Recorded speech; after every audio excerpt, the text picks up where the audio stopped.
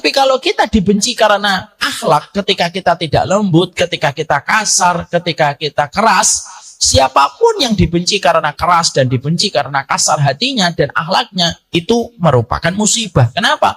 Tidak ada orang mukmin yang dibenci karena akhlak dan tidak ada orang mukmin yang dibenci karena kekasarannya. Makanya kalau orang sepintar-pintar apapun dia memiliki ilmu, kalau dia sudah hilang sifat kelembutannya, satu persatu orang yang ada di sekitarnya tidak akan merasa nyaman, mereka melipir, mereka pergi. Kenapa? Karena pada dasarnya manusia itu membutuhkan sikap respek dari sikap kelembutan orang yang berinteraksi dengan dirinya. Banyak perempuan yang siap ketika suaminya miskin, tapi banyak perempuan yang tidak siap kalau suaminya kasar. Banyak anak yang bersabar ketika orang tuanya miskin, tapi banyak anak yang susah bersabar kalau orang tuanya kasar. Selamat datang di channel Langkah Iman Istiqomah. Jangan lupa like, komen, dan subscribe. Dan semoga kita semua mendapatkan ilmu yang bermanfaat. Amin. Kenikmatan duniawi Allah bagikan rata sesuai dengan ketetapan takdir yang Allah berikan kepada manusia. Ketika kita mendapatkan sandang, mendapatkan papan, dan mendapatkan pangan, itu kenikmatan yang Allah berikan kepada setiap orang. Ada kenikmatan yang Allah tidak berikan kepada setiap orang, tetapi Allah khususkan dan Allah istimewakan kepada sebagian orang. Siapa yang mendapatkan keistimewaan kenikmatan itu, yaitu pada kenikmatan ukhrawi. Kenikmatan ukhrawi itu banyak, Ibu. Ketika Ibu diberikan kesabaran menghadapi suami dengan berbagai macam keterbatasan dan kesalahan, itu kenikmatan ukhrawi. Ketika kita diberikan kelapangan hati ketika mendidik anak kita walaupun terkena kelelahan dan kepenatan, itu kenikmatan ukhrawi. Dan ketika kita diberikan kesempatan untuk duduk di taman ilmu, mendengarkan setiap petua dan setiap petunjuk yang disampaikan Allah dan Rasul-Nya, itu kenikmatan ukhrawi, di mana tidak setiap orang mendapatkan kenikmatan itu. Kenikmatan itu hanya Allah berikan dengan sifat rahimnya. Tetapi kenikmatan duniawi Allah berikan dengan sifat rahmannya. Kalau Ibu baru mendapatkan kenikmatan mobil, itu merupakan konsekuensi dari sifatnya Allah yang rahman. Kalau Ibu mendapatkan pakaian, itu konsekuensi dari sifat Allah yang rahman. Tapi ketika Ibu diberikan kekuatan bangun di tengah malam, diberikan duduk di taman ilmu, sampai kita mampu mengamalkan kehidupan kita sesuai dengan petunjuk sunnah yang disampaikan oleh Rasulullah SAW, maka itu merupakan kenikmatan ukhrawi, bersifat limited edition, di mana itu merupakan konsekuensi dari sifat rahimnya Allah yang Allah berikan kepada manusia yang Allah kasihi. Dan kita senantiasa bersyukur. Kita pada kesempatan ini, kita diberikan kesempatan berkumpul di taman ilmu, dan semoga kita tidak pernah bosan di dalam setiap ilmu yang kita peroleh. Semoga kita senantiasa serakah terhadap setiap ilmu yang kita peroleh dan kita dapatkan. Karena salah satu sifatnya orang mukmin, mereka itu serakah dengan ilmu dan informasi kebaikan yang bersumber dari Allah dan Rasul-Nya. Makanya Rasulullah SAW bersabda, Innal mu'mina la yashba' min khairin yasma'uhu hatta yakuna muntahahu al-jannah. Orang mukmin itu sifatnya banyak, tapi salah satu sifatnya orang mukmin, mereka itu tidak pernah cukup dan tidak pernah merasa kenyang terhadap setiap kebaikan dan setiap ilmu yang mereka peroleh, sampai betul-betul mereka memastikan dirinya sudah berada di antara taman-taman surga. Semoga kita termasuk orang yang tidak pernah cukup dengan ilmu. Semoga kita senantiasa serakah dengan ilmu. Semakin sering kita mendatangi majelis ilmu, semakin mendekatkan kita dengan surga dan menjauhkan dari pintu api neraka. Jangan kita anggap sebelah mata majelis ilmu yang kita hadiri. Jangan kita anggap remeh setiap kajian yang kita arungi. Karena apa? Sesering engkau mendatangi majelis ilmu, maka sejauh itu Allah menjauhkan kita dari neraka dan mendekatkan kita dengan taman-taman surga. Itulah yang menjadikan kita paham kenapa taman ilmu disebut dengan Riyadul Jannah. Kenapa taman ilmu itu disebut langsung oleh Nabi Muhammad dengan kata Riyadul Jannah, taman surga? Karena memang ilmu dan surga itu kaitannya sebagaimana ikan dengan airnya. Semoga Allah tuntun kita dengan ilmu yang benar, supaya kita tidak tersesatkan dengan pemikiran yang menyimpang dari apa yang disabdakan oleh Rasulullah SAW. Ibu-ibu yang semoga Allah rahmati, kita hari ini akan kembali kepada kajian buku dan kajian kitab. Setelah beberapa pertemuan kita mengkaji tentang masalah rumah tangga. Rumah tangganya sudah dulu, ya. Mari kita praktekkan di dalam rumah tangga kita. Semoga kita sudah bisa mengaplikasikan satu persatu dari apa yang telah kita pelajari, dan semoga kehidupan rumah tangga kita menjadi lebih baik. Tadi saya mendapatkan sebuah kabar yang sangat menggembirakan hati saya. Sebelum tadi datang ke sini, ada salah satu jamaah tadi bercerita kepada saya di Pamulang. Saat saya kemarin, sepekan yang lalu mengikuti kajian Ustadz di Delatinos Al-Aqsa. Oh iya Ibu. Iya Masya Allah Ustadz. Hari ini, sepekan ini keluarga saya berubah. Suami saya sering mengajak saya beribadah dan taat. Masya Allah. Alhamdulillah. Maka sesungguhnya hal semacam itu seakan hadiah terindah bagi seorang guru. Dan tentunya kita mengharapkan setiap ilmu yang kita peroleh membawa keberkahan, bisa mengubah kita menuju kepada pribadi yang lebih baik.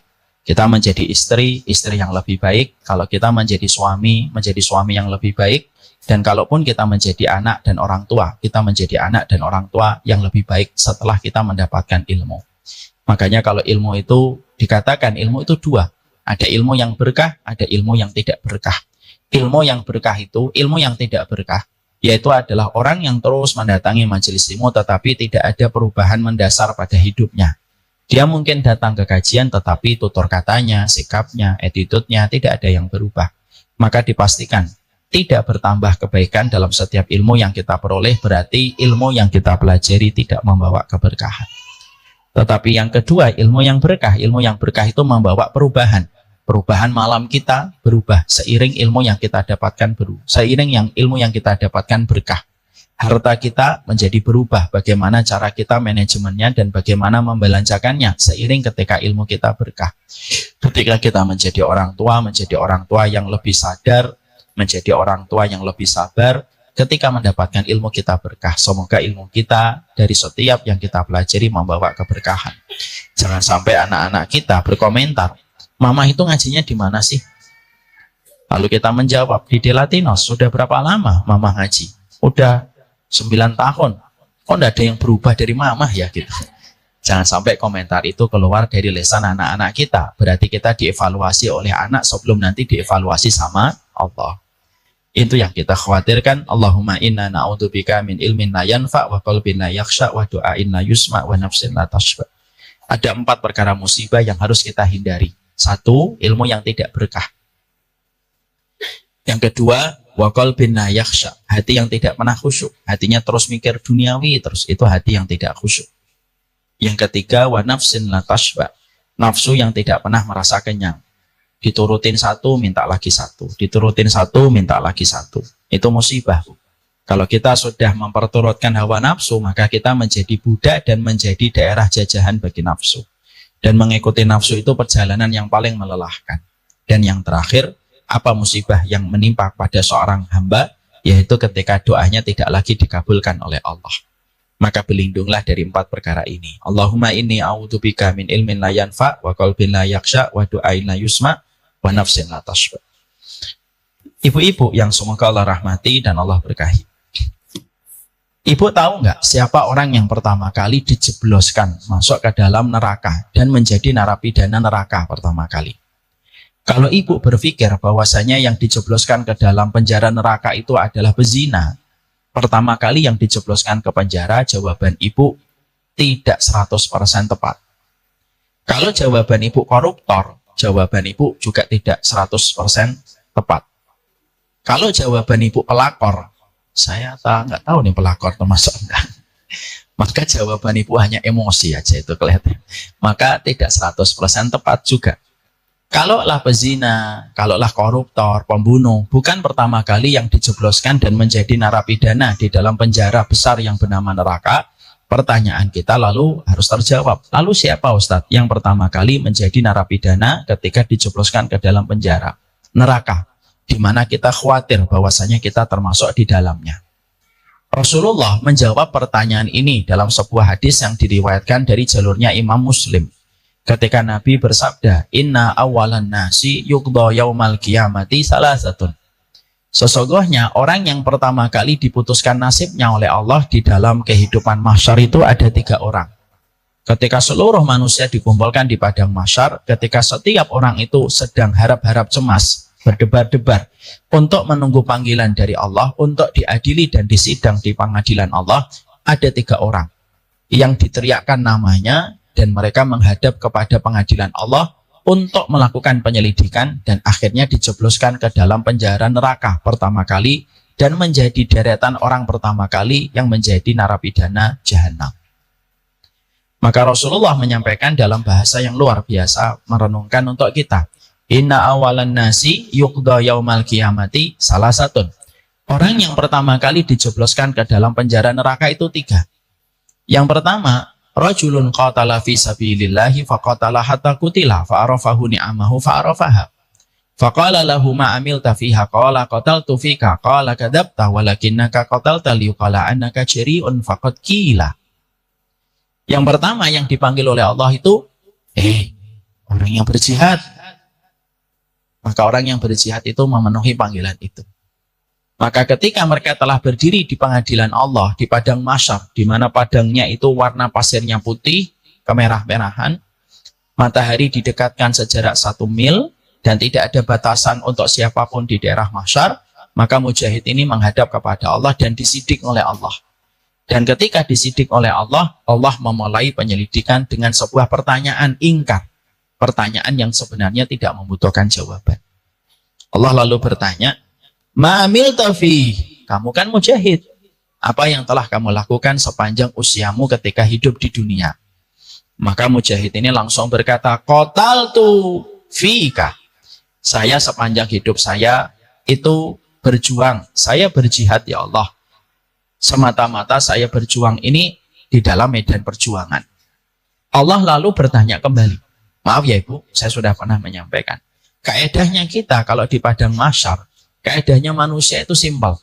Barang siapa yang dikumpulkan di padang mahsyar dan ketika berhadapan dengan Allah tidak ditanya macam-macam oleh Allah dan tidak didebat, itu pasti masuk surga. Seperti analoginya ketika Ibu melewati imigrasi. Ketika Ibu melewati imigrasi, tidak ada notif khusus, tidak ada red notice, dan tidak ada blue notice untuk Ibu. Biasanya tidak ada pertanyaan. Dibuka, jalan. Tapi ketika Ibu melewati imigrasi, ada notif-notif tertentu dan ada pesanan-pesanan informasi tertentu yang disebut dengan red notice dan blue notice, maka biasanya Ibu mendapatkan banyak pertanyaan. Namanya siapa Bu? Rini. Rini atau Rini? Rini Pak. Benar, benar. Jangan-jangan Rinto. Enggak Rini. Misalkan.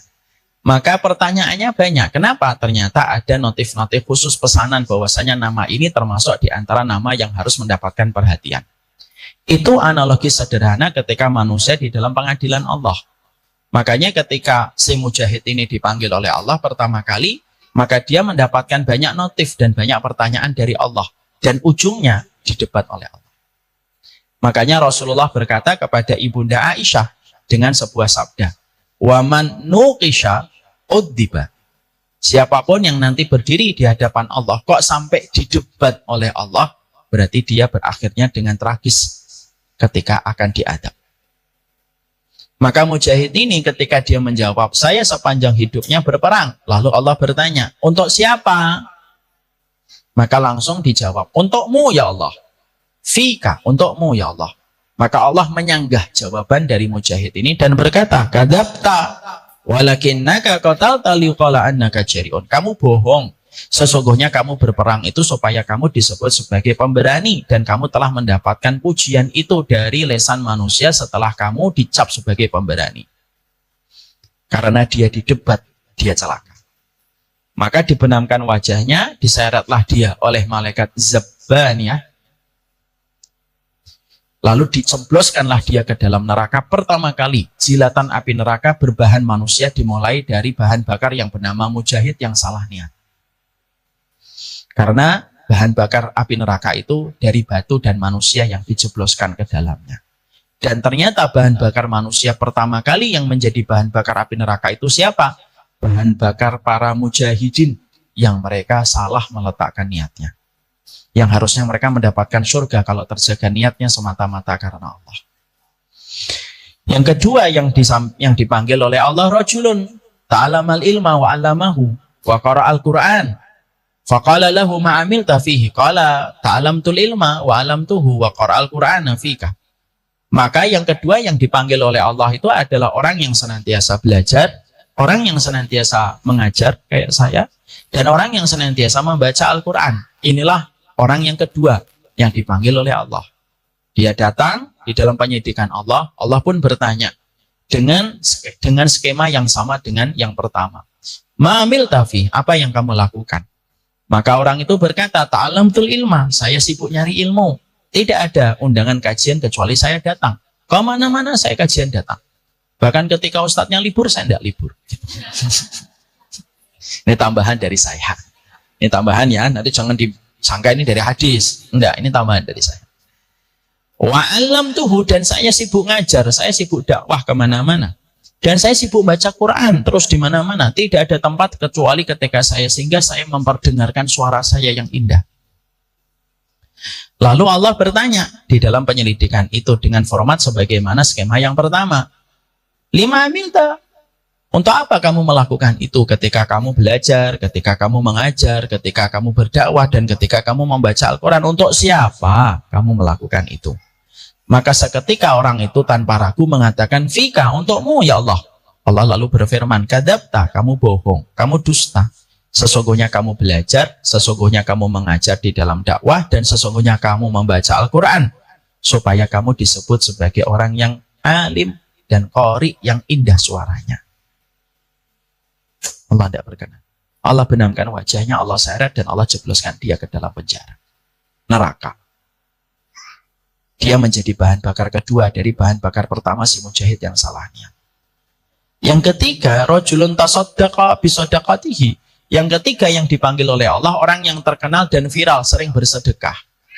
Ketika dia dibangkitkan oleh Allah, berhadapan dengan penyidikan Allah, maka Allah bertanya kepadanya, apa yang telah kamu lakukan? Tidak ada satupun kesempatan untuk bersedekah kecuali saya sedekah ya Allah. Untuk siapa? Untukmu ya Allah. Allah berfirman, Kadzabta, kamu bohong. Sesungguhnya kamu sedekah itu semata-mata supaya kamu mendapatkan gelar sebagai orang yang dermawan dan viral tentang itu. Dan kamu sudah viral sebagai orang yang dermawan.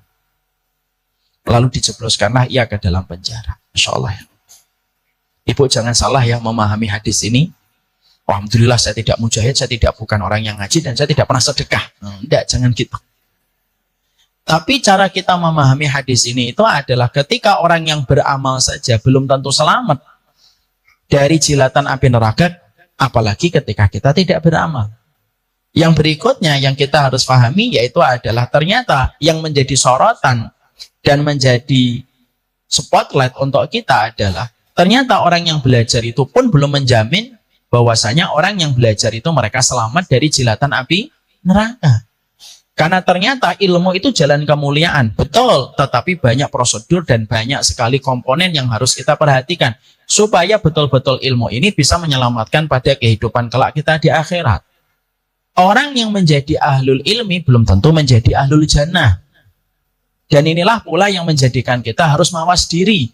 Bukan berarti ketika ibu datang ke kajian, ketika ibu dekat dengan ustadz, ketika ibu dekat dengan seorang guru yang mungkin terkenal di antara umat, menjadikan ibu merasa berada pada zona nyaman nanti akan mendapatkan surga. Belum tentu. Karena orang yang menjadi ahlul ilmi belum tentu menjadi ahlul jannah. Saya pernah mendapatkan teguran kecil dari anak saya. Mungkin saya pernah sampaikan di sini. Ketika anak saya pada satu waktu pernah bercermin. Maka anak saya pada saat bareng-bareng bercermin sama bapaknya ketika kita masih punya rambut saat itu. Maka anak saya itu berkata, doakan ya Bi, saya menjadi ahlul ilmi. Saya pada saat itu sembari mengelus kepalanya akan mendoakan. Sebagaimana kebiasaan saya mendoakan. Tapi ketika saya akan mendoakan, tiba-tiba dia mengedit dan menganulir doanya. Dan berkata, jangan Bi, jangan ahlul ilmi, ahlul jannah saja. Saya tanya, kenapa harus ahlul jannah? Maka jawabannya itu menggetarkan hati saya. Beliau berkata, karena sesungguhnya kalau menjadi ahlul ilmi, belum tentu menjadi ahlul jannah. Tetapi ketika menjadi ahlul jannah, insya Allah dia punya ilmu. Itulah yang menjadikan kita semakin paham. Bahwasanya ternyata ilmu itu bukan satu komponen yang langsung ketika kita telan, langsung menjadikan kita bisa mendapatkan surga. Tetapi sesungguhnya ilmu ketika ada dan menjadi syarat kita di dalam kita beribadah kepada Allah, maka sesungguhnya ilmu itu harus kita betul-betul berikan. bagaimana komponennya dan seluruh perangkat yang dibutuhkan pada ilmu supaya betul-betul ilmu bisa menjadi penyelamat pada kehidupan kelak kita di akhirat.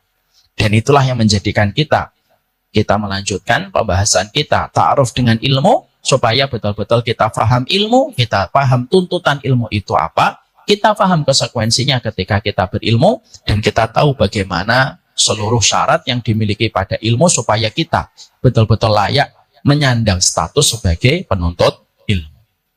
Karena ilmu itu betul-betul kita butuhkan. Kita sangat membutuhkan ilmu, karena kalau bukan dengan ilmu, kita akan terjebak dengan banyak pemahaman-pemahaman sesat.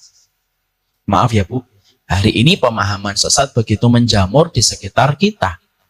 Bahkan pada zaman dulu saja, awal abad pertama dan awal abad yang kedua, kita sudah mendapati banyak orang menyimpang dari jalur ilmu yang benar. Makanya kalau kita tidak betul-betul mencintai ilmu dan tidak bersemangat untuk mendatangi ilmu, kita khawatir pemahaman kita akan rusak, dan ketika pemahaman kita rusak, sesungguhnya jauh surga itu sebagaimana jauh api dari panggangnya. Saya ingatkan ada sebuah kisah nyata untuk menggambarkan kepada kita betapa pentingnya pemahaman ilmu yang benar untuk terus kita pelajari dengan seluruh komponennya. Imam Abu Hanifah. Imam Abu Hanifah itu beliau itu jalan. Tidak terlalu jauh dari tempat beliau jalan, maka beliau mendapati ada seorang pemuda. Pemuda tersebut dia mengambil buah-buahan. Dia mencuri buah-buahan yang diharamkan oleh Allah. Diambil buah-buahan itu, dipegang. Dia lalu jalan.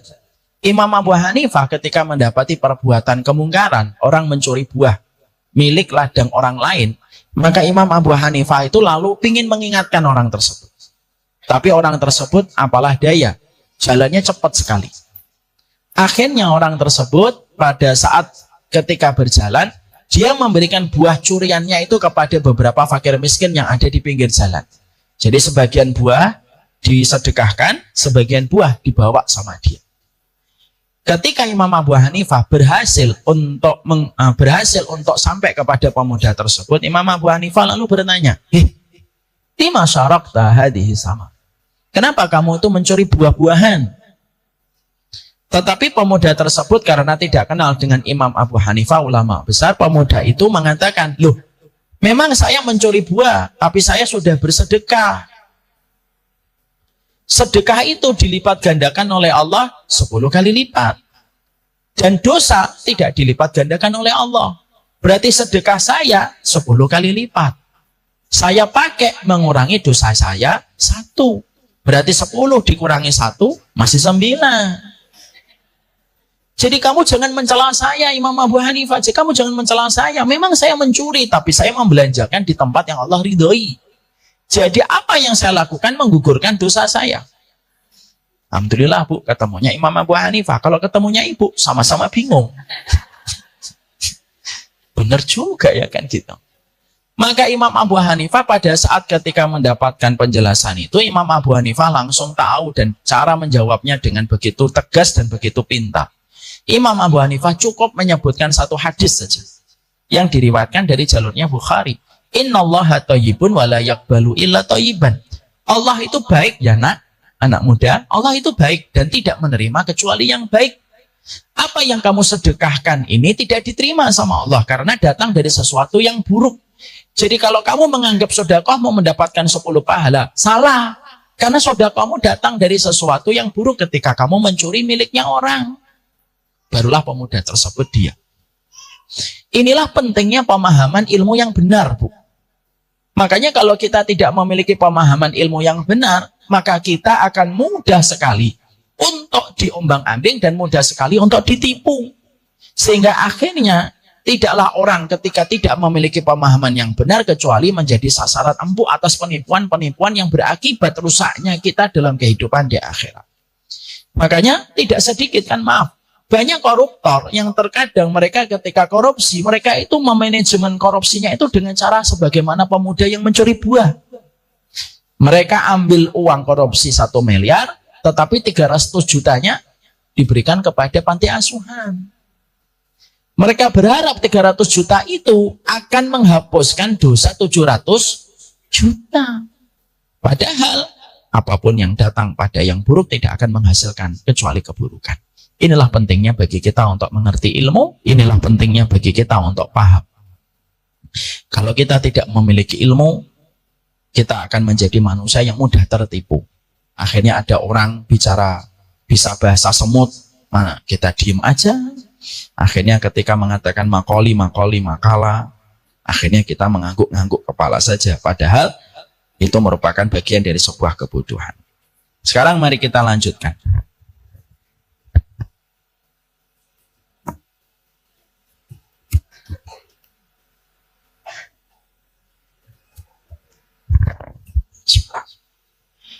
Kita akan mempelajari tentang akhlak menuntut ilmu yang keenam. Kita kemarin sudah mempelajari akhlak menuntut ilmu yang kelima. Bahwasanya seorang penuntut ilmu harus menjaga diri dari kesombongan. Sekarang kita menuju kepada pembahasan yang nomor 6. Apa yang harus dipahami dan harus diperhatikan setiap para penuntut ilmu ketika mereka menuntut ilmu dan telah mendapatkan ilmu dari apa yang disampaikan Allah dan disampaikan oleh Rasulullah SAW. Karena ilmu itu qala Allah wa qala Rasul. Ilmu itu perkataan Allah dan perkataan Rasul.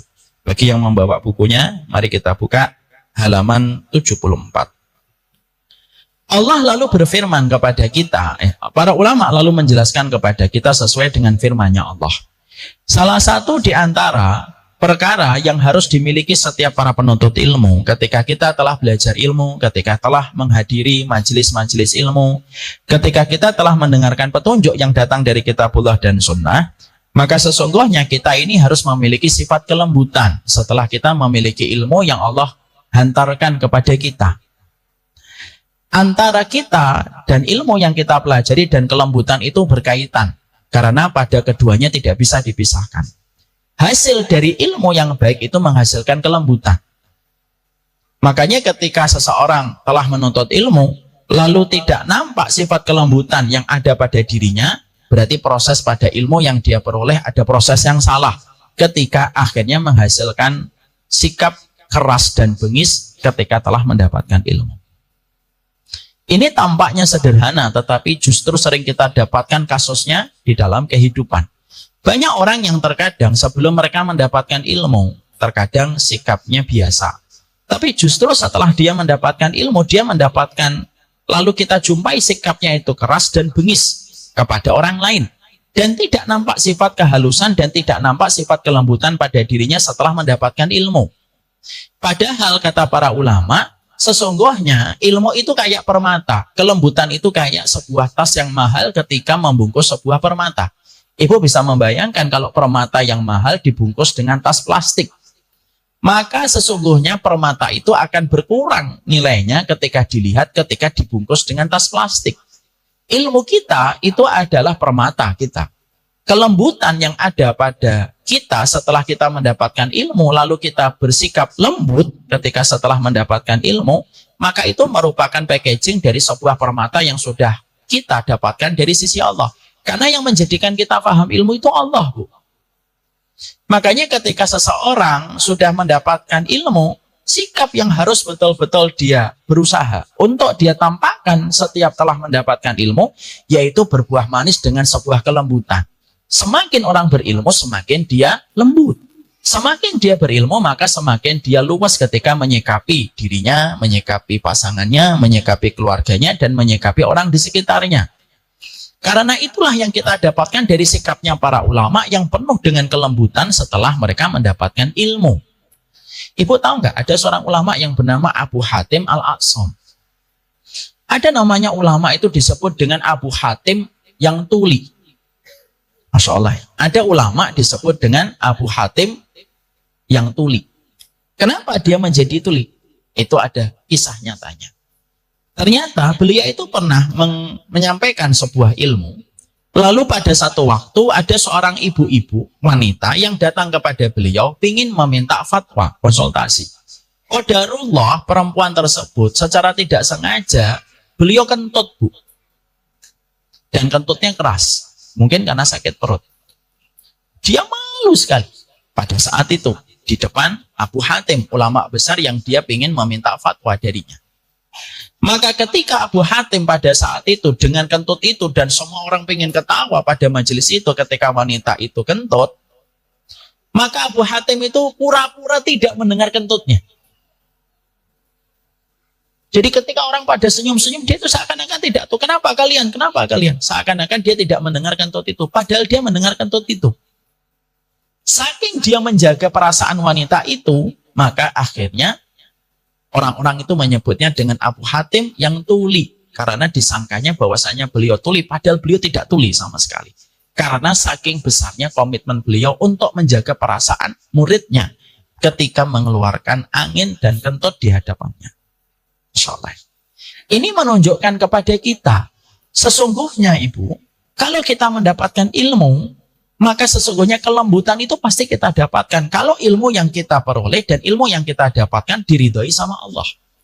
Karena apa? Allah itu ketika memberikan hadiah atas pencapaian ilmu kepada kita, Allah memberikan kelembutan. Mana dalilnya bahwasanya kalau Allah itu mendapatkan ilmu dari kita, Allah akan memberikan reward dan hadiah itu adalah kelembutan. Allah itu berfirman di dalam salah satu ayatnya. Mari kita buka di dalam salah satu ayatnya Allah Subhanahu wa taala. Allah menyampaikan di dalam surat Ali Imran, "Fabima rahmatin minallahi lintalahum walau kunta faddan ghalidul qalbi lan faddu min haulik." Allah itu menyampaikan, maka karena rahmat Allah yang besar kepada kalian, maka kalian itu berlaku lemah lembut terhadap mereka, wahai Muhammad. Sekiranya engkau bersikap keras dan berhati kasar, tentunya mereka akan menjauhkan dirimu dari sekitarmu. Ayat ini memberikan kepada kita sebuah arti.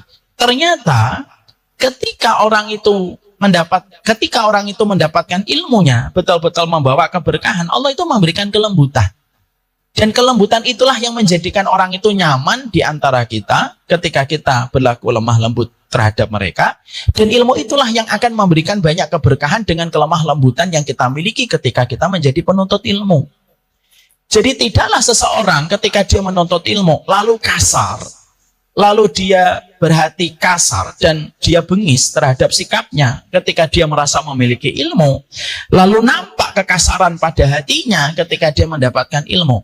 Pada proses ilmunya dia tidak dirahmati oleh Allah. Pada proses ilmunya dia tidak diterima sama Allah. Sering nggak kita menjumpai ada penuntut ilmu yang keras dan kasar? Sering. Padahal terkadang kita menjumpai dia sebelum dulu menuntut ilmu tidak sekasar itu dan tidak sekeras itu. Tapi setelah dia mendapatkan ilmu, dia keras, dia menjadi orang yang kasar. Setiap bertutur kata sering menyakitkan.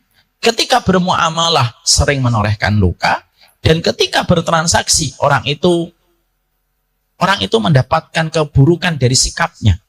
Maka inilah yang menjadikan seseorang itu tidak berkah pada setiap ilmu yang didapatkan.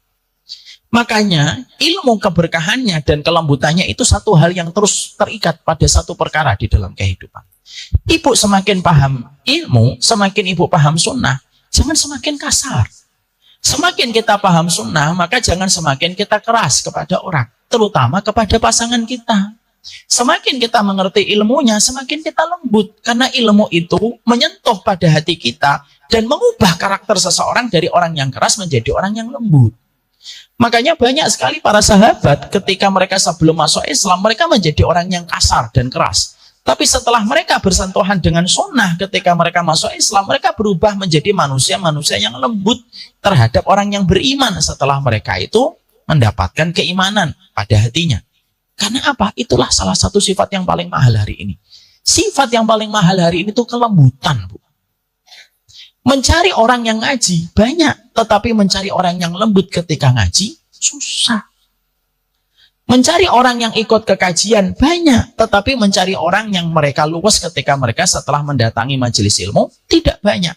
Yang langka bukan ilmunya, tetapi yang langka itu adalah kelembutan setelah mendapatkan ilmu yang dia peroleh dan dia dapatkan.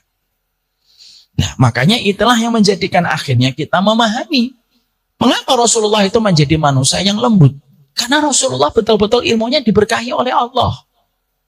Sehingga setiap tutur katanya, setiap sikapnya, setiap muamalahnya itu betul-betul itu betul-betul menampilkan kelembutan yang tidak dibuat-buat oleh Rasulullah SAW, sehingga setiap orang itu merasa nyaman ketika di dekat Rasulullah, dan tidak ada manusia yang tersakiti ketika bermuamalah dengan Nabi SAW. Makanya dulu saya sempat menyampaikan sebuah kata-kata untuk menegur saya sendiri. Kata-katanya itu apa? Kalau kita dibenci karena akhlak, itu musibah. Tapi kalau kita dibenci karena kebenaran, itu anugerah. Kalau ibu dibenci karena kebenaran, ibu memiliki ilmu yang benar, ibu sudah lembut, tapi tetap dibenci karena ibu meyakini kebenaran, itu anugerah, Bu.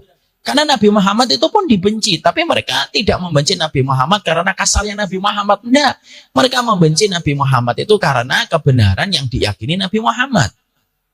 Tapi kalau kita dibenci karena akhlak, ketika kita tidak lembut, ketika kita kasar, ketika kita keras, siapapun yang dibenci karena keras dan dibenci karena kasar hatinya dan akhlaknya, itu merupakan musibah. Kenapa? Tidak ada orang mukmin yang dibenci karena akhlak, dan tidak ada orang mukmin yang dibenci karena kekasarannya. Makanya kalau orang sepintar-pintar apapun dia memiliki ilmu, kalau dia sudah hilang sifat kelembutannya, satu persatu orang yang ada di sekitarnya tidak akan merasa nyaman, mereka melipir, mereka pergi. Kenapa? Karena pada dasarnya manusia itu membutuhkan sikap respek dari sikap kelembutan orang yang berinteraksi dengan dirinya. Banyak perempuan yang siap ketika suaminya miskin, tapi banyak perempuan yang tidak siap kalau suaminya kasar. Banyak anak yang bersabar ketika orang tuanya miskin, tapi banyak anak yang susah bersabar kalau orang tuanya kasar. Banyak di antara majikan itu masih sabar ketika pembantunya masih banyak belum tahu dan tidak menyelesaikan tugas dengan baik. Tapi banyak majikan yang tidak siap ketika mendapatkan pembantunya kasar. Makanya akhirnya para ulama itu mengatakan bahwasanya sifat antara ilmu dan keberkahannya itu berkaitan dengan sifat kelembutan. Dan sifat kelembutan inilah yang paling langka dan paling susah kita dapatkan dalam proses kita mencari ilmu. Kenapa? Orang yang mencari ilmu belum tentu mendapatkan anugerah dengan kelembutan. Makanya Masya Allah, perjalanan kita mencari ilmu inilah yang menjadikan kita harus betul-betul berusaha betul melembutkan dalam setiap tutur kata yang kita miliki dan sikap kita ketika kita berinteraksi dengan banyak orang. Tidaklah mereka yang kasar, tidaklah mereka yang keras di dalam proses mereka mencari ilmu, kecuali sikap kerasnya dan sikap kasarnya itu menodai setiap ilmu yang telah dia pelajari. Ibu kalau mendapatkan ada seseorang kasar, padahal ibu tahu dia ikut ngaji, pasti ibu akan penasaran. Dia ngajinya sama siapa? Ya atau tidak? Oh, ngajinya sama mereka, pantes. Karena yang akhirnya menjadi ternoda bukan hanya orang yang kasar, bahkan sampai kepada siapa dia belajar pun akan tercoreng kebaikannya gara-gara sifat kekasaran dan kekerasan hati manusia. Makanya inilah yang menjadikan kita memahami kelembutan itu merupakan perhiasan yang tidak bisa terpisahkan dari kebutuhan kita ketika mencari ilmu. Sehingga ketika seseorang itu semakin lembut, kelembutan itulah yang menjadikan sesuatu itu menghiasinya. Kadang-kadang Ibu, orang yang melakukan dosa lebih diterima sama orang lain itu karena kelembutan orang yang berbuat dosa. Kadang-kadang ilmu tidak diterima sama orang itu disebabkan karena sikap orang yang menyampaikan ilmu dan sikap orang yang belajar ilmu. Jadi terkadang ada orang menjauh dari panggung kebenaran bukan karena fitrahnya mereka rusak. Nah, bisa jadi ada orang itu menjauh dari panggung kebenaran karena sikap orang yang berada di atas panggung kebenaran itu betul-betul kasar, yang menjadikan mereka itu tidak nyaman. Tapi kadang-kadang panggung kemaksiatan itu ramai dengan orang, bukan karena nafsu ada di situ semata.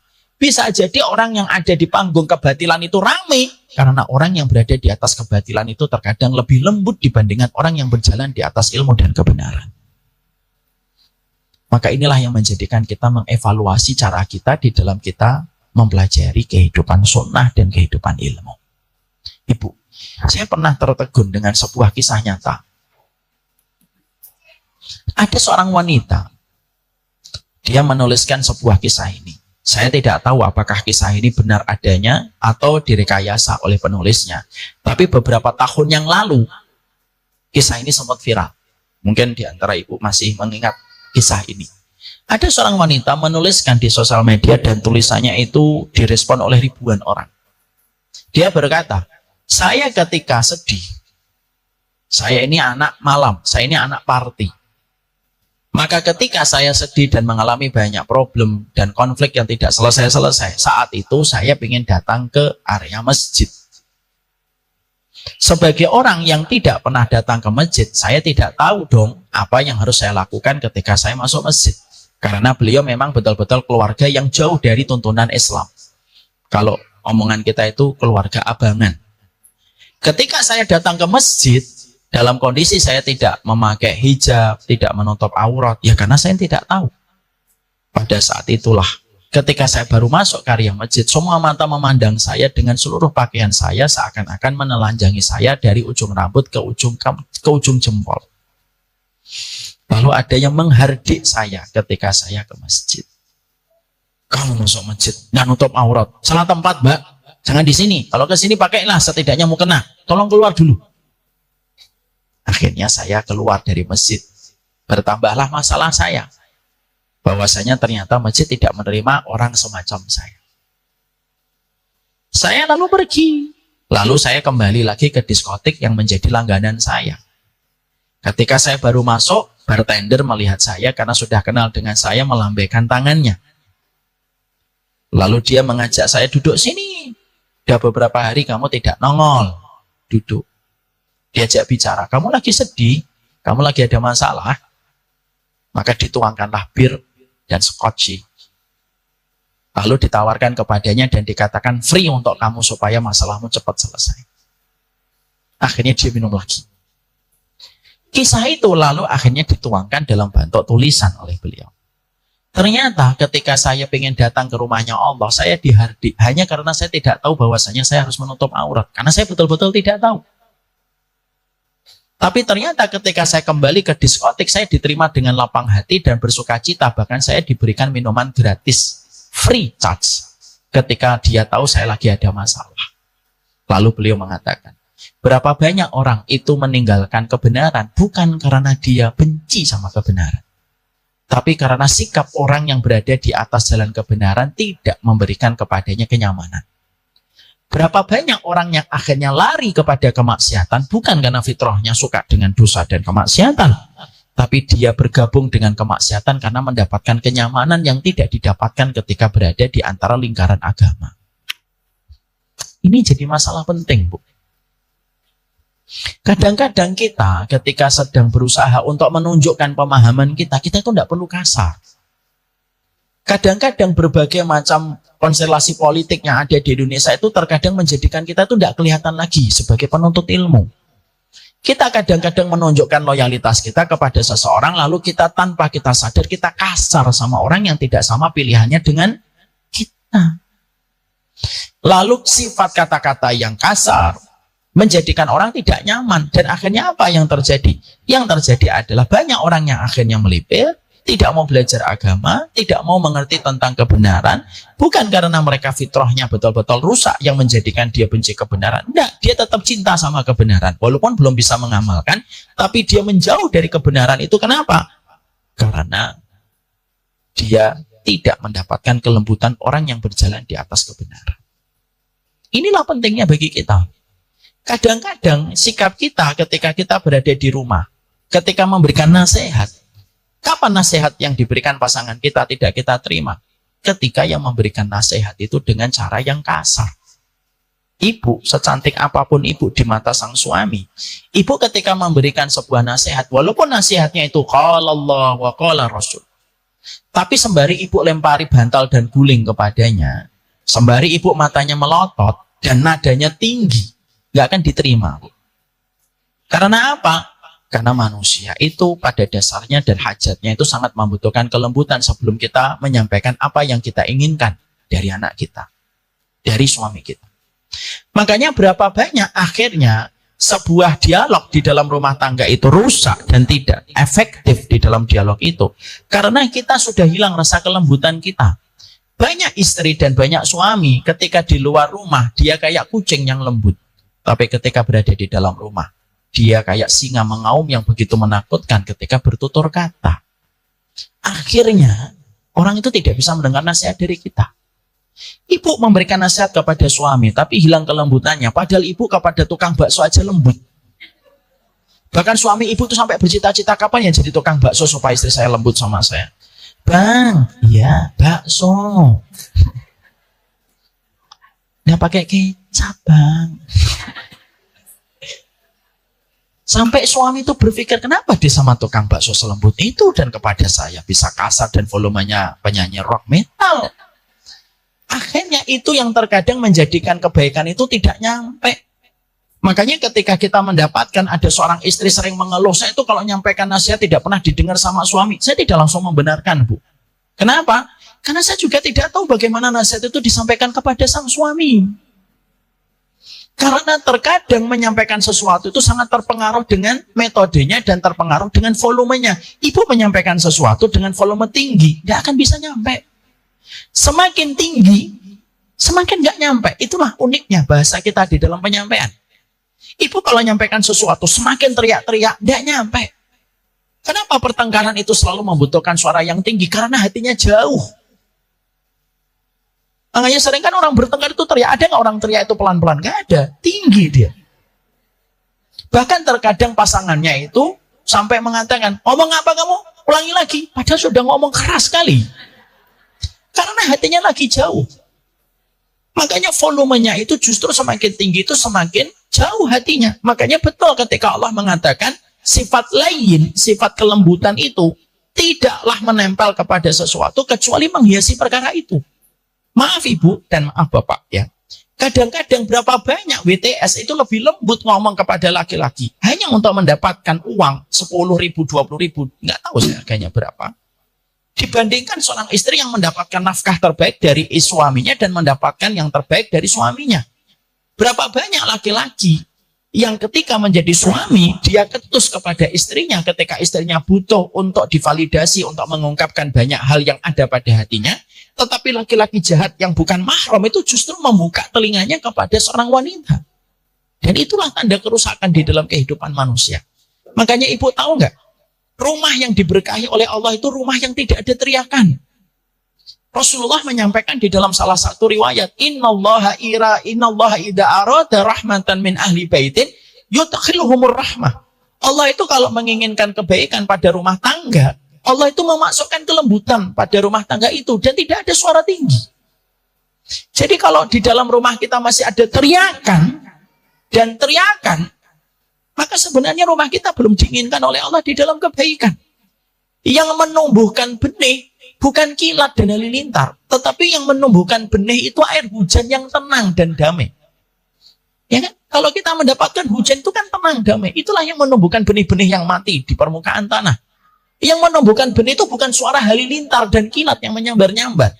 Disitulah kita paham, bukan suaramu yang tinggi yang menjadikan apa yang kamu sampaikan nyampe kepada hati, tetapi yang menjadikan kalimatmu nyampe kepada pasangan yang kamu cinta itu kelembutanmu. Makanya maaf Ibu, ini agak OOT sedikit. Ibu itu kalau ingin menyampaikan sesuatu, jangan memakai volumenya laki-laki. Kalau ibu memakai volumenya laki-laki, laki-laki itu akan menghadapi ibu sebagai musuh. Volume di atas 5 itu volumenya laki-laki Ibu.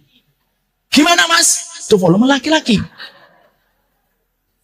Ibu jangan pakai volume laki-laki. Kalau suami ibu mendapati ibu memakai volume laki-laki, maka suami ibu tidak melihat ibu sebagai pasangan dan istri. Kenapa? Ibu akan dilihat sebagai suami, sebagai musuh.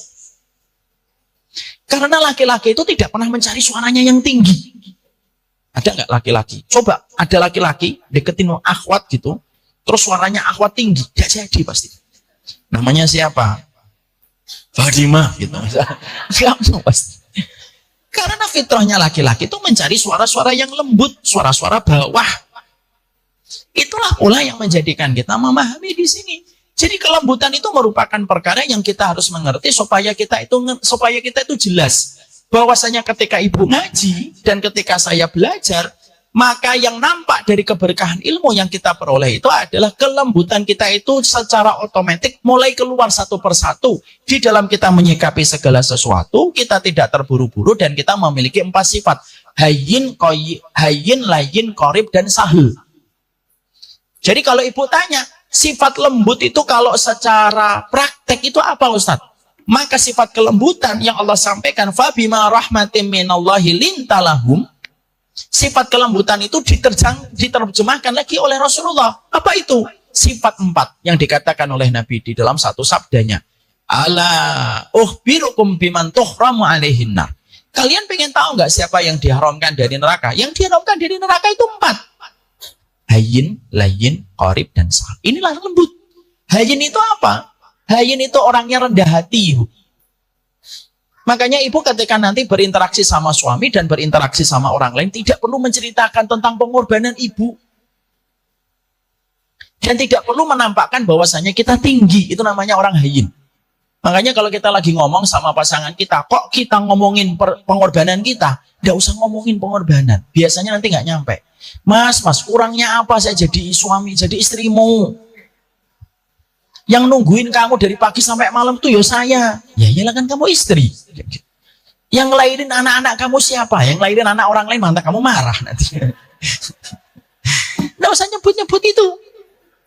Karena sifat hayyin itu rendah hati dan tidak suka menyebut-nyebut apa yang telah dia lakukan, Bu.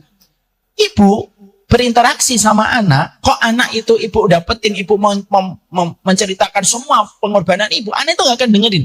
Ya Allah, nah, ibu itu ketika ngelahirin kamu, taruhannya nyawa, pembukaan dari 2 sampai 7 itu 3 jam. Belum bayar rumah sakitnya. Itu siapa yang ketawanya gitu? Itu malah gak nyampe, Bu. Itu malah nggak nyampe. Saya tuh kadang-kadang saling menegur antara pasangan gitu dengan istri saya. Udah nggak usah disebutkan pengorbanan kita. Karena apa? Sifat hayyin itu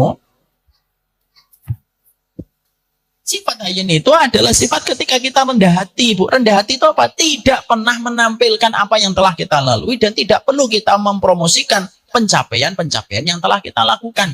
Makanya maaf ya, kalau ada orang itu rendah hati, setiap orang itu senang bersamanya. Kenapa? Rendah hati itu kayak dataran yang rendah, yang berkumpul semua air yang datang dari berbagai macam penjuru. Kadang-kadang Masya Allah, kadang ada orang itu nggak nyaman, Bu. Kenapa? Setiap kita dekat sama dia, Masya Allah itu. Dia itu menceritakan terus pencapaian dirinya yang kadang-kadang orang lain itu nggak terlalu butuh. Makanya maaf ya, cerita anak boleh, Bu. Tapi kalau cerita anak terus di depan orang, lama-lama orang juga tidak butuh cerita anak kita. Anak saya itu hafal 30 juz. Diceritakan terus-menerus. Kadang-kadang itu yang menjadikan orang tidak nyaman. Makanya yang pertama, hayyin. Jadi sikap dari kelembutan yang menjadi karakternya penuntut ilmu itu apa? Sifat yang pertamanya itu hayyin, rendah hati. Kalau ibu rendah hati, orang itu nyaman sama kita. Ibu kalau berkumpul sama orang, pasti ibu memiliki alasan kenapa berkumpul dengannya. Dan salah satu alasan primer kita dekat sama orang itu selalu karena kerendahan hatinya. Saya senang sama dia, orangnya rendah hati. Makanya Nabi mengatakan, yang diharamkan masuk neraka itu, Bu, hayyin yang pertama yang disebutkan Nabi. Yang kedua, layyin. Yang kedua itu apa? Layyin. Layyin itu luwes, Bu. Lembut dia. Luwes dia, menyikapi sesuatu itu luwes. Makanya akhirnya dia selalu mendatangkan alasan kalau dia mendapati kondisi-kondisi yang tidak sesuai dengan planning dia. Karena apa? Dia lembut, dia luwes. Sampai akhirnya setiap orang itu mendapatkan keluwesan dari sikapnya. Karena sikapnya tidak keras. Orangnya enak gitu. Sehingga setiap berinteraksi dengan dirinya itu orang itu merasa nyaman gitu. Karena apa? Orangnya luwes. Saya itu kalau kajian, Bu, ada satu tempat gitu orangnya luwes, ketika saya ngomong saya ada udzur, ya nggak apa-apa Ustaz. Itu luwes, enak saya. Kadang-kadang itu saya pernah ada beberapa tempat tuh kalau saya udzur saya harus menyebutkan udzur saya. Bu, saya nggak bisa. Kenapa Ustaz? Saya ada udzur. Udzurnya apa? Nah, gimana sih guru punya udzur? Ya kalau sampai sudah punya udzur tuh ya berarti nggak bisa. Ya nggak apa-apa ibu nanya udzurnya Ustaz tuh nggak apa-apa. Tapi terkadang itu memberatkan. Makanya luwes itu enak. Luwes itu enak, Bu. Luwes itu yang melapangkan hati kita. Akhirnya apa? Kita sikapnya itu luwes. Akhirnya hatinya itu mudah untuk ditempatkan di mana saja. Biasanya ibu, istri yang merasa ringan dalam hidupnya itu luwes. Udah luwes dia sama suaminya. Saya ada kejadian, Bu. Ada seorang ibu-ibu tua, umurnya sudah hampir 70 tahun, Bu. Dan saya sudah menganggapnya kayak keluarga. Itu unik. Beliau punya suami setiap hari Jumat, Sabtu, Ahad. Nggak pernah pulang. Ibu pasti mikirnya macam-macam. Udahlah, nggak saya lanjutin lah. Beliau itu setiap Jumat, Sabtu, Ahad itu tidak pernah pulang. Saya pernah tanya, Abah itu kalau Jumat, Sabtu, Ahad di mana? Mi, gitu. Jumat, Sabtu, Ahad itu tidak pernah kelihatan, Mas. Mas Ustaz memanggil saya itu Mas Ustaz. Tidak pernah kelihatan. Saya terus sempat ngomong, sebagaimana pikiran ibu kan, saya tetap sama pikirannya. Mungkin nggak pernah curiga dia, beliau Abah itu nggak pernah pulang Jumat, Sabtu, Ahad. Beliau tidak pernah pulang Jumat, Sabtu, Ahad setelah saya usianya 30 tahun. Jadi perjalanan sudah 40 tahun kayak gitu. Saya tanya dong, Umi nggak curiga? Enggak. Saya simpel. Ini pelajaran buat kamu. Kalau dia pulang, dia suami saya. Kalau dia pergi, antara dia dengan Allah. Selama nafkah diberikan, selama tanggung jawab diberikan, selama pendidikan baik untuk akhirat itu diberikan sama anak-anak, itu lebih dari cukup. Masya Allah. Dan memang apanya gitu. Setiap Senin sampai Jumat tanggung jawab. Semua nafkah, pendidikan anak, kehidupan akhirat, ikut kajian, ikut taklim, walaupun sudah sepuh, dilakukan semuanya. Tapi Jumat, Sabtu, Ahad nggak usah ditanya kemana. Saya ketika melihat itu, akhirnya mendapati, oh itu mungkin salah satu cermin keluasan. Mungkin ada ibu yang tidak setuju dengan saya. Tidak apa-apa, tidak setuju. Ini kan contoh. Kalau hadisnya harus setuju, kalau contoh boleh tidak berbeda. Kita boleh berbeda. Tapi di situ kita mendapati orang luwes itu enak. Akhirnya apa? Saya itu gampang luwes saya. Kalau dia pulang suami saya, kalau dia pergi, itu antara dia dengan Allah. Dan saya tidak mau untuk memberatkan hati dan pikiran saya. Dan itulah kuncinya beliau itu selalu sehat sampai tua. Ini bukan berarti nanti kalau ada ibu yang sakit, ibu nanti ngomong nggak luwes ya hidupnya. Jangan gitu. Tapi lain itu begitu. Jadi penyakit yang menjadikan kita itu biasanya mendapatkan banyak masalah itu kapan? Kita itu kalau merasa memiliki, Bu, itu biasanya kita tidak akan lain. Coba kalau kita ngelihat mobil yang begitu banyak di parkiran, saya luwes saja, Bu. Di sini ditutup, ini di sini, saya di sini. Luwes saya, kenapa? Mobil segitu banyaknya bukan mobil saya. Coba kalau saya merasa itu adalah mobil saya, mungkin saya akan khawatir. Maka sesungguhnya benar kata Rasulullah, yang pertama itu hayyin, rendah hati, yang kedua itu luwes. Makanya menjadi orang itu luwes. Kalau ibu menjadi istri yang luwes dan kita menjadi penuntut ilmu yang luwes, istri yang luwes itu saya yakin 1000 perempuan itu senyum di luar rumah tidak akan pernah menggoda suami kita. Kenapa?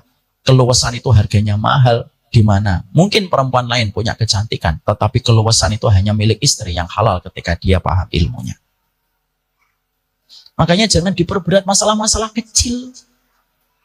Kadang-kadang pertengkaran di dalam rumah tangga itu apa? Hal-hal kecil yang dibesar-besarkan. Itu kata Syekh Khamis, salah satu ulama yang saya belajar dari beliau di sosial media terus. Beliau itu sudah menikah hampir 30 tahun. Lalu pernah ditanya salah satu muridnya, masih ada di YouTube, nanti kalau ibu paham bahasa Arab silahkan dibuka. Asal jangan diaminkan ya. Amin. Syekh Khamis namanya, tulis Syekh Khamis. Beliau pernah ditanya, apa kunci rahasia menikah sampai 30 tahun? Jawaban beliau itu tidak mengatakan sholat, tahajud, puasa. Tidak mengatakan itu. Karena beliau tahu itu sudah kewajiban, makanya nggak disebut di nama beliau. Beliau itu menyebutkannya apa? Jangan membesar-besarkan masalah kecil. Udah itu aja jawaban beliau. Padahal beliau ulama besar. Kenapa beliau tidak menyebutkan tahajud bareng? Karena itu kewajiban, tidak usah disebut lagi. Contoh kayak kita nyari menantu, yang sholat itu nggak usah disebut, Bu. Itu harusnya kewajiban, sudah termasuk di dalamnya. Makanya akhirnya banyak pernikahan itu disatukan karena perkara besar, tapi dipisahkan karena persoalan kecil yang tidak terselesaikan. Orang kalau mau nikah detail, sholatnya gimana, gajinya berapa, rumahnya gimana, manajemen konfliknya yang gimana. Tapi kalau sudah nikah, gara-gara masalah kecil, omongan suami yang mungkin ketika lagi marah, diinget-inget terus sama istrinya. Akhirnya apa? Akhirnya nikmat besar itu hilang karena perkara-perkara kecil. Kadang-kadang kita itu lupa, nikmatnya pesawat itu bisa hilang gara-gara burung yang terbang yang masuk ke baling-baling. Banyak pernikahan itu rusak hanya gara-gara masalah-masalah kecil yang terus kita besar-besarkan. Makanya kalau ibu menjadi wanita yang tidak memusingkan perkara-perkara kecil, dan kita menjadi laki-laki yang juga tidak memusingkan perkara-perkara kecil, insya Allah pernikahannya itu lebih mudah sakinah. Dan lebih mudah untuk tenang. Dan tidak ada teriakan ketika kita menjadi orang yang dikatakan oleh Nabi layyin. Layyin itu tenang, luwes dia. Menyikapi itu luwes. Sehingga akhirnya apa? Keluasan itu yang akan menjadi perhiasan dalam kehidupan kita pada kehidupan ini. Luwes itu. Ya. Makanya akhirnya jangan mempersoalkan masalah kecil. Ketika mungkin pada satu waktu suaminya ibu pulang diem. Kenapa kadang suami itu pulang diam? Ini saya ceritain, Bu. Laki-laki itu sifatnya tidak mau berbagi masalah sama istrinya karena tahu laki-laki itu dituntut harus menyelesaikan masalah. Itu tipenya laki-laki. Jadi kalau nanti ibu mendapati suaminya pulang diam aja, ibu jangan mikir macam-macam. Ini habis ketemuan ini kelihatannya. Jangan.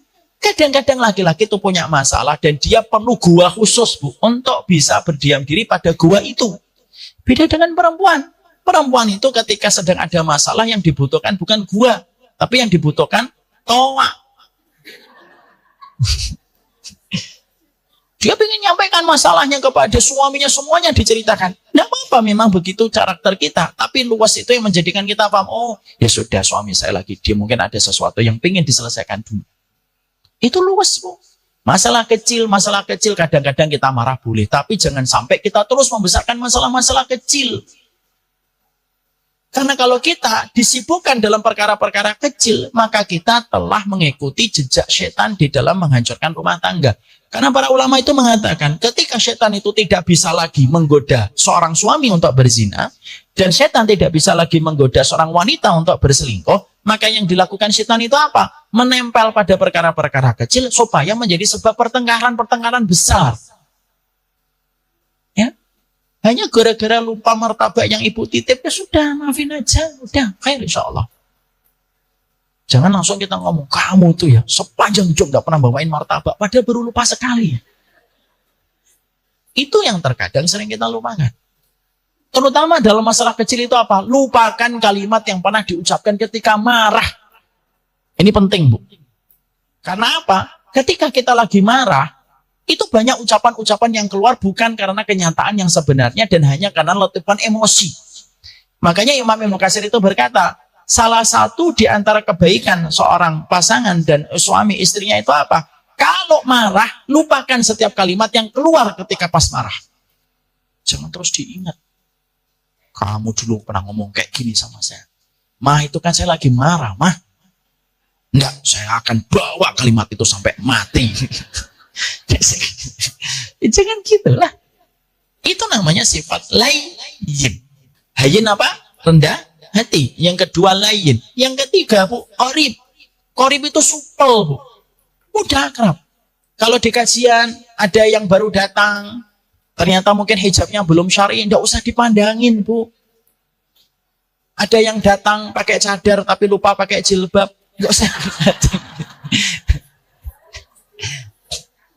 Maka sesungguhnya kita menjadi orang yang supel mendekat, Ibu. Maaf ya, Bu, kadang-kadang penyakitnya orang tidak mau ngaji lagi itu apa? Orang yang baru ngaji terintimidasi sama orang yang sudah lama ngaji. Sering nggak kayak gini? Nah, ini pelakunya nih.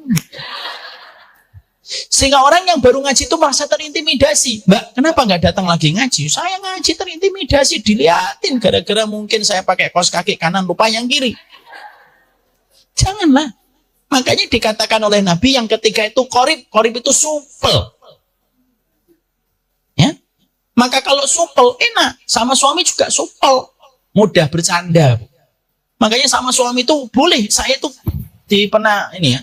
Kadang kita itu harus membaca WhatsApp atau membaca apa itu lelucon-lelucon yang apa itu yang lucu gitu, hanya supaya kita bisa bercanda dengan pasangan kita. Itu namanya qorib, supel dia.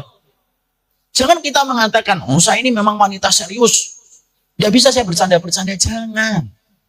Janganlah kehidupan kita bersama keluarga kita itu lebih kering daripada penggaris kayu. Kita ini harus supel. Dan orang yang paling layak mendapatkan kesupelan kita itu siapa? Ya pasangan kita. Karena bercandanya kita, maaf, sampai bercanda jorok pun, maaf ya, sampai bercanda jorok pun dengan pasangan itu mendapatkan pahala yang besar, Bu. Loh kok bisa, Ustaz? Karena kalau suami dan istri kita bercanda jorok sama lawan jenisnya, bukan pasangannya, dosanya besar. Berarti bercanda jorok sama pasangan pun itu pun menilai, itu pun memuat kebaikan yang besar. Dan itulah arti persahabatan. Yang namanya sahabat itu kan bersendaguro. Nikah itu sendaguro, Bu. Ah, masa Ustadz? Nggak ada dalam sunnah. Kata siapa nggak ada dalam sunnah? Mana dalilnya Ustadz? Oke, saya datangkan dalilnya. Kalau menikah itu sendaguro. Rasulullah pernah mendapati Jabir bin Abdullah. Salah satu sahabat senior yang paling banyak meriwayatkan hadis dari 7 sahabat besar. Nikah dengan janda. Maka pada saat itu Nabi mengatakan, kamu nikah Jabir? Ya Rasulullah. Dengan siapa? Dengan wanita ya Rasulullah. Janda atau gadis? Janda ya Rasulullah. Lalu Nabi mengatakan, kenapa kamu tidak menikahi gadis? Hatta tulaibaka wa tulaibaha. Supaya kamu bersendagurau dengan dirinya dan dirinya bersendagurau dengan dirimu. Dari hadis itu, para ulama itu memberikan penjelasan bahwasanya pernikahan itu seni bersendagurau. Makanya ibu kalau tidak punya referensi, tebak-tebakan yang lucu, tidak apa-apa buka Google. Mobil apa bang yang ada di atas pohon? Suaminya pusing banget. Apa jawabannya? Mau bilang mangga, mau bilang rambutan. Hal kecil, tapi itu akan menjadikan ibu memiliki sifat qorib. Tahu qorib? Apa qorib artinya tadi? Supel. Dan akhirnya kita itu enak Bu dalam pernikahan itu.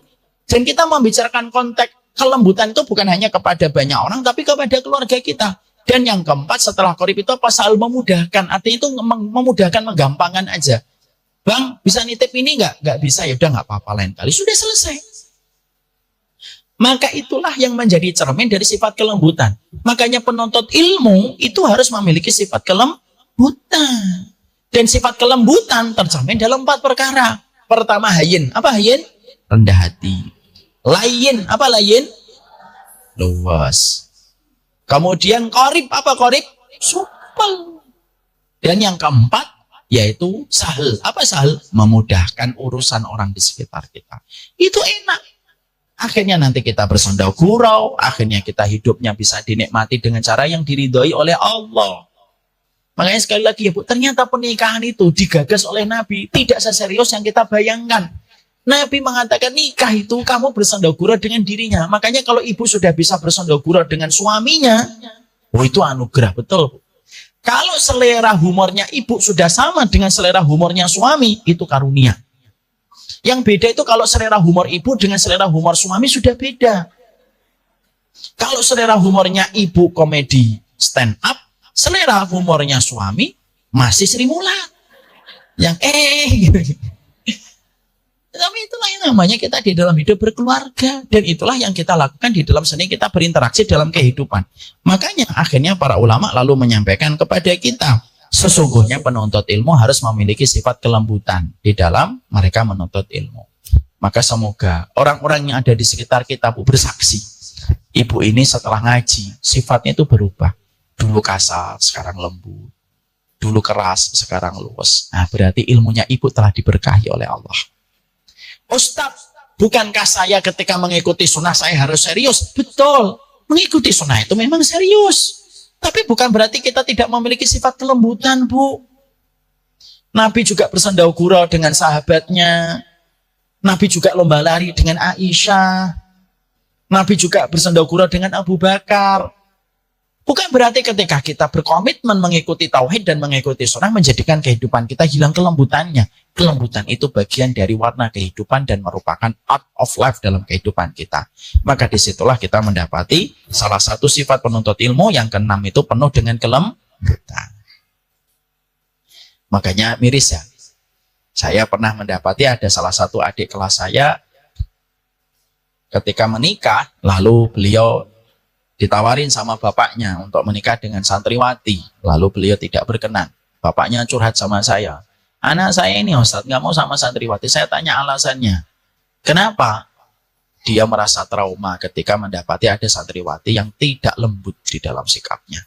Mungkin ini masalah kasus ini parsial ya. Tidak bisa dibenarkan juga perkataan dari adik kelas saya ini. Tapi di situ kita mendapati bahwasanya kelembutan itu merupakan harga termahal setelah kita mendapatkan ilmu. Ingat ya Bu, perkataan dari Imam Ibnu Katsir, kelembutan itu hadiah dari Allah. Maka siapapun kok tidak mendapatkan kelembutan, berarti dia belum mendapatkan hadiah dari Allah. Ini yang dapat kita pelajari pada kesempatan hari ini. Semoga Allah memberikan keberkahan dalam setiap urusan kita. Semoga kita semakin memiliki sifat hayyin, layyin, qorib, dan sahal. Terutama untuk suami kita tercinta. Semakin kita menjaga sikap kita, sendaguro kita, supel kita, luwesnya kita, rendah hatinya kita sama pasangan kita, dan sama orang di sekitar kita. Semakin menjadikan kemudahan di dalam kehidupan kita. Yang menjadikan kehidupan kita susah itu apa? Sifat berkeras-keras di dalam agama. Makanya Nabi mengatakan dalam satu hadis, la yushad hadatin ila ghalabau. Tidaklah orang berkeras-keras di dalam agama kecuali akan dikalahkan oleh sikapnya dia sendiri. Ya, jangan berkeras-keras. Tapi betul, komitmen tetap penting. Tapi lembut itu juga sama pentingnya dengan sikap komitmen, dan jangan sampai kita ekstrim di dalam memahami agama yang kita pelajari dan kita amalkan dalam kehidupan. Mengikuti sunnah itu wajib. Bersungguh-sungguh di dalam sunnah itu juga lebih wajib. Tapi bukan berarti kesungguhan kita di dalam mengamalkan sunnah menghilangkan culture-nya ilmu yang berkah, yaitu sifat kelembutan. Barakallahu fikum, ini yang dapat saya sampaikan. Saya mohon maaf pada kesempatan hari ini saya tidak membuka pertanyaan. Qadarullah saya harus melanjutkan ada satu aktivitas. Oleh karenanya ini yang dapat saya sampaikan dalam pertemuan kali ini. Semoga Allah terus membimbing kita kepada ilmu yang Allah berkahi dan kepada ilmu yang Allah cintai. Mari kita tutup dengan doa. Allahumma inna nas'aluka bi'annaka antallah al-ahadu samad alladzi lam yalid wa lam yulad wa lam yakul lahu kufuwan ahad. Rabbana la tu'akhidna in nasina aw akhtana rabbana wa la tahmil alaina isran kama hamalta wa lal ladzina min qablina rabbana wa la tuhammilna ma la taqata lana bih wa'fu anna waghfir lana warhamna anta maulana fansurna 'alal qaumil kafirin. Rabbana zidna ilma Allahumma faqihna fid din wa alimna ta'ala Allah kama hasanta khalaqana fahasin khuluqana. Ya Allah ya Rahman, yang Maha Pengasih lagi Maha Penyayang, anugerahkanlah kepada kami ilmu yang sesuai dengan apa yang disampaikan oleh baginda Rasulullah SAW. Jadikanlah kami mendapatkan ilmu yang berkesesuaian dengan apa yang difahami oleh para sahabat. Janganlah Engkau mencerahkan kami dari ilmu yang benar ya Allah. Semoga ilmu yang kami peroleh menjadi keselamatan bagi kami di dunia dan menjadi salah satu sebab mendapatkan syafaat dari Nabi Muhammad pada kehidupan akhirat kami. Ya Allah, kami berlindung dari segala macam ilmu yang tidak berlandaskan kepada akhlak yang mulia. Kami berlindung dari segala macam ilmu yang menjadikan seseorang mendapatkan fitnah pada ilmunya.